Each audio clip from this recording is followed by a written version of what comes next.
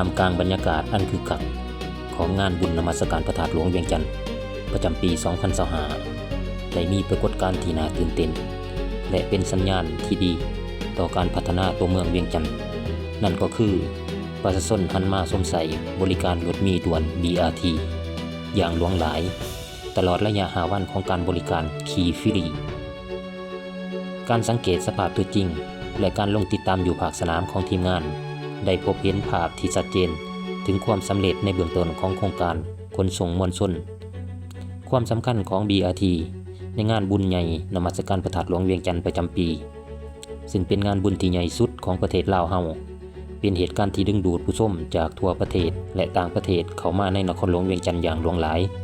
ซึ่งเฮ็ดให้บรรยากาศการสัญจรแออัดและขาดบ่อนจอดรถ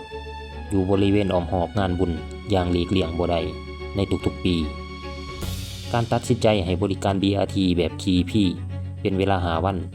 ในงานบุญครั้งนี้จึงเป็นการทดสอบที่ถึกจุดและเป็นการแก้ไขปัญหาที่คงไปคงมาลดพรการแออัดการให้บริการรถมีด่วน BRT ได้ช่วยลดจำนวนพาหนะส่วนตัว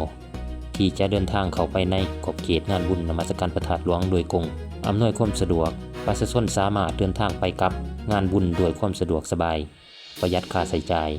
และบ่ต้องกังวลเรื่องการสอบหาบ่อนจอดรถสร้างความคุ้นเคยเป็นโอกาสดีให้ประชาชนได้ทดลองนำใช้ระบบการขนส่งแบบสาธารณะที่ทันสมัยและสร้างความเชื่อมั่นต่อการบริการที่จะเปิดโตอย่างเป็นทางการในไวๆนี้การตอบรับอันดีจากประชาชนตลอดระยะการบริการสิ่งที่สังเกตเห็นได้อย่างโดดเด่นก็คือสถานี BRT แม่นเต็มไปด้วยผู้คนประชาชนก็พากันยืนรอท่าเพื่อขึ้นขี่ BRT เพื่อไปร่วมงานบุญอย่างต่อเนื่องปรากฏการณ์ดังกล่าวได้แสดงให้เห็นถึงความต้องการในการสวมใส่บริการประชาชนมีความต้องการระบบการขนส่งมวลชนที่มีคุณภาพและเชื่อถือได้การเปลี่ยนแปลงพฤติกรรมเมื่อมีทางเลือกที่ดีประชาชนพร้อมที่จะเปลี่ยนแปลงจากการใส่รถส่วนตัวหันมาใส่การบริการสาธารณะความเชื่อมั่นต่อโครงการที่ประชาชนมาสวมใส่บริการอย่างหลวงหลายกลายเป็นการยืนยันถึงความเชื่อมั่นและการให้ความสำคัญต่อการแก้ไขปัญหาการสัญจรที่แออัดของนครหลวงเวียงจันทร์เห็นถึงความสำคัญในการแก้ไขปัญหาตัวจริงอยู่ในตัวเมืองความสำคัญของการบริการ BRT ขี่ฟรีในงานบุญนมัสการพระธาตุหลวงเวียงจันทร์ 2025 บ่เพียงแต่เป็นเรื่องของการขนส่งเท่านั้นแต่ยังเป็นการยืนยันถึงวิสัยทัศน์ของคณะนำพาในการเอาใจใส่ต่อการพัฒนาตัวเมืองแบบยืนยงการที่โครงการ BRT ได้ถูกนำใส่ในสถานที่ตัวจริงที่มีความแออัดสูงเป็นการพิสูจน์ให้เห็นว่าระบบรถด่วน BRT สามารถเป็นกุญแจสำคัญในการยกระดับคุณภาพชีวิตของประชาชนลดพรมลพิษการนำใส่พลังงานสร้างความเป็นระเบียบเรียบร้อยอยู่ในสังคมปรากฏการณ์ที่ประชาชนหันมาสวมใส่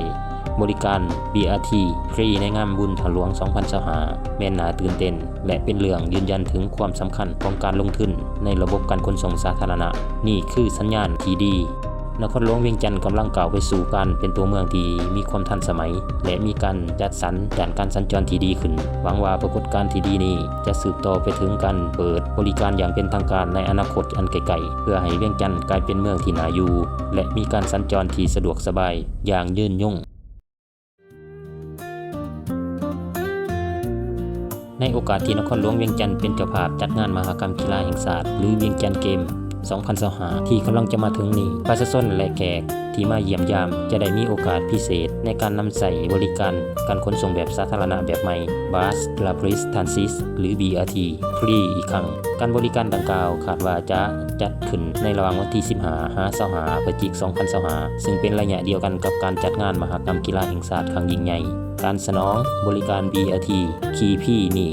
เป็นส่วนหนึ่งในการส่งเสริมการนำใส่ระบบการขนส่งสาธารณะและเป็นการอำนวยความสะดวกสบายให้แก่การเดินทางของประชาชนเพื่อเข้าชมเข้าร่วมกิจกรรมต่างๆภายในงานเวียงจันทร์เกม 2025 จุดเด่นของการบริการ BRT ขี่ฟรีการเดินทางที่สะดวกสบายผู้ชมสามารถเดินทางไปหาสถานที่จัดงานและสถานที่ต่างๆที่สำคัญได้อย่างไวว่ามีความสะดวกสบายเป็นมิตรกับสิ่งแวดล้อมรถมี BRT แม่นรถมีไฟฟ้าซึ่งช่วยลดพรมลพิษทางอากาศภายในตัวเมืองส่งเสริมการนำใส่ระบบการขนส่งแบบสาธารณะ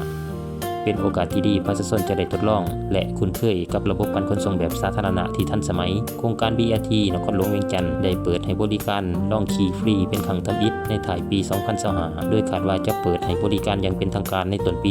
2026 การให้บริการขี่ฟรีในระยะงานมหกรรมกีฬาครั้งนี้ถือเป็นการทดลองในการให้บริการตัวจริงในสถานที่ที่มีผู้โดยสารจำนวนหลงหลายอีกครั้ง